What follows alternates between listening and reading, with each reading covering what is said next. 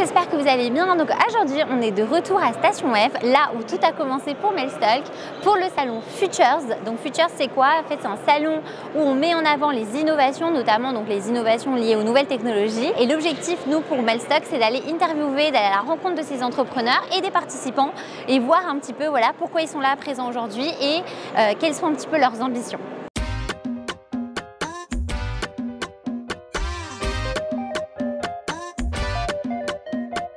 Je suis secrétaire général de l'association qui d'habitude met à disposition des étudiants pour ce genre d'événement et qui aujourd'hui organise son événement. Ouais, c'est les étudiants de la tech. On a une quinzaine de stands d'innovation qui sont présents aujourd'hui. Cool, donc ça c'est les stands. Donc moi je peux passer de stand en stand.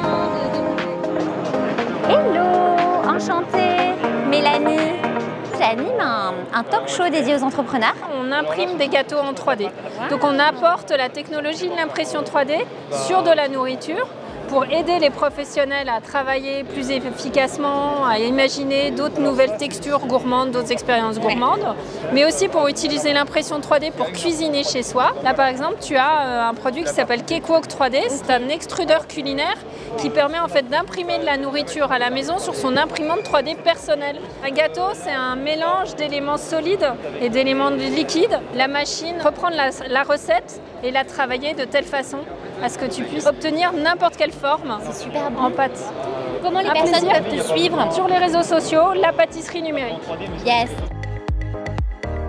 On est de retour avec Nathalie, la fondatrice de Sporty Peppers. Alors chez Sporty Peppers, on pimente la pratique sportive par le jeu. Les gens vont télécharger une application, ils vont être body trackés, tous leurs mouvements va être retransmis dans un jeu vidéo via un avatar. Et c'est un jeu très social puisqu'on peut jouer à plusieurs. Donc là on a un premier jeu, on va devoir courir, sauter, squatter et faire une vraie séance de sport, mais on se rend pas compte de l'effort puisque l'on joue. N'hésitez pas à télécharger le jeu sur sportypeppers.com.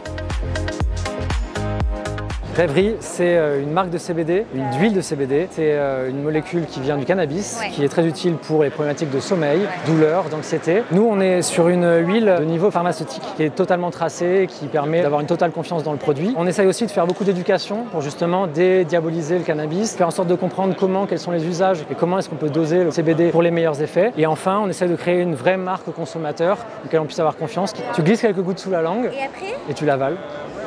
Et c'est parti. C'est parti.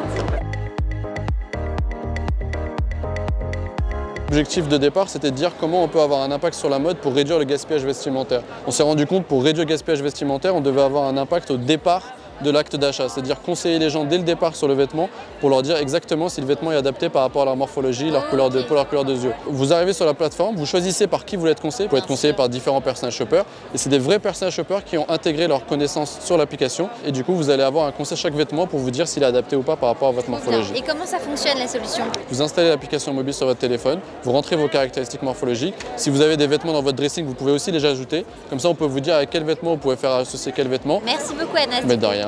On a fini l'événement, voilà, c'était assez court mais au moins on a bien profité, on a parlé aux entrepreneurs. Donc voilà, une semaine se termine un samedi chez Melstock et moi je vous donne rendez-vous pour de nouvelles aventures.